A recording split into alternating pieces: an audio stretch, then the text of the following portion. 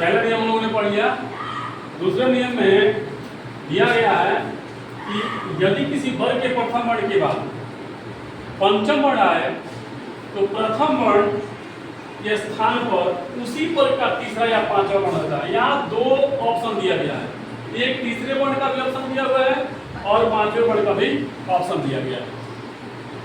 लेकिन नोट में दिया गया है कि तीसरे वर्ण का प्रयोग बहुत कम होता है, इसलिए पंचम वर्ण का ही प्रयोग दिखलाया गया है।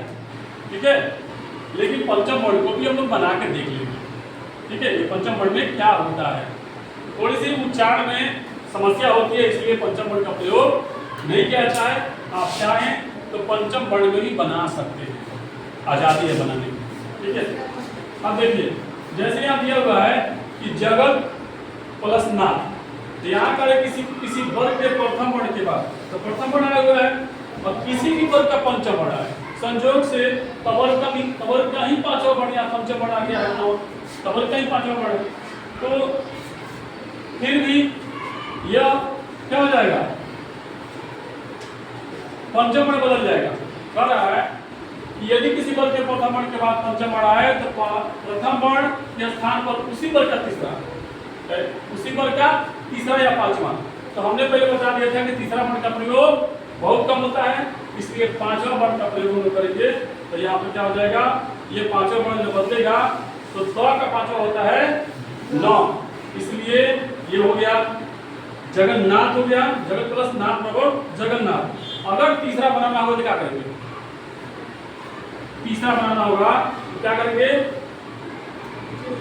द होगा नहीं होगा, ये हो जाएगा ज ग और त के बदले हो जाएगा द, क्योंकि त हलंत में तो द भी हलंत में, और ये जोड़ देंगे ये हो जाएगा जगन्नाथ, जगन्नाथ। ठीक है,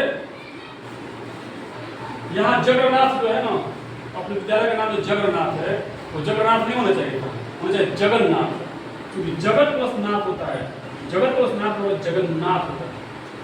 ठीक है, जगन्नाथ। फिर महत् प्लस नाम, तो ये पांचवें वर्ण बदलेगा, तो ये आधा है तो ये भी आधा हो जाएगा, नाम पहले से जोड़ लेंगे, जगन्नाथ हो जाएगा, महत् नाम हो जाएगा। अब इसी को बदलते हैं तीसरे में, तो हो जाएगा म और इस द के बदले द कर देंगे और यहाँ नाम उतार देंगे। ठीक है, तो बनाने के लिए बन सकता है, लेकिन उच्चारण करके देखिए, इसका उच्चारण सुलभ है किसका, पहले वाले उच्चारण करने में असुविधा नहीं होती है और दूसरे वाले में उच्चारण की असुविधा होती है, इसलिए हम इसी का प्रयोग ज्यादा करते हैं, इसका प्रयोग नहीं करते हैं। लिखने के लिए ये सही है, बोलने के लिए ये सही है, तो हम क्यों नहीं, तो लिखने बोलने दोनों में सही है, उसी का प्रयोग करें। ठीक है, चाहे तो खेत के बीच से भी जा सकते हैं और जड़ार से भी जा सकते हैं, तो जब जड़ार से जाने के लिए रास्ता है तो बीच बीच हो जाएंगे। ठीक है, तो उत्पन्न नदी ये हो जाएगा उ, तो के बदले हो जाएगा द और नदी उतार देंगे, समझ गए होंगे। ठीक उस प्रकार से सद को स्मित यहाँ पर समित होगा और इसके बाद क्या बनाएंगे, ये हो जाएगा सद स्मित।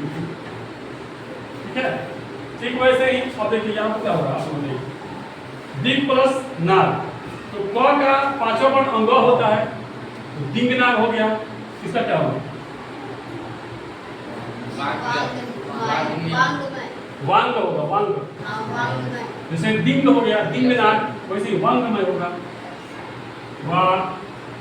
अंग तो लिखेंगे लेकिन पूरा नहीं होगा, क्योंकि क हलंत है, इसलिए इसके बदले अंग भी हलंत होगा। फिर मैं जेब का टेम यहाँ उतर जाएगा, फिर यहाँ पर चिन्ह प्लस मैं बराबर चिन्हमय, तो का पांचवा 9 हो जाएगा। अगर इसका तीसरा में बनाते हैं तो क्या हो जाएगा, चिन्मय, चिन्मय होगा, चिन्मय। फिर सट प्लस मुख क्या होगा, सड़मुख, सड़मुख नहीं होता, सड़मुख, सड़मुख होता है, ये नो वैसे होता है, नो होता है ना, तो उसी का जब आधा करेंगे ना, आधा में क्या होता है कि ये हो जाता है ऐसे, ठीक है। और नहीं तो पूरा लिखेंगे, गलत लगा देंगे। दो उपाय है, या तो ऐसे करेंगे या ना तो इतना ही लिखेंगे, ठीक है।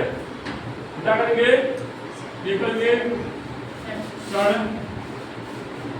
मुख या करेंगे ऐसे भी कर देंगे, ठीक है।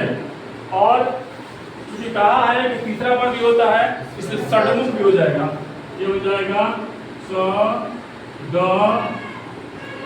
मुख, ठीक है, समझ लिए।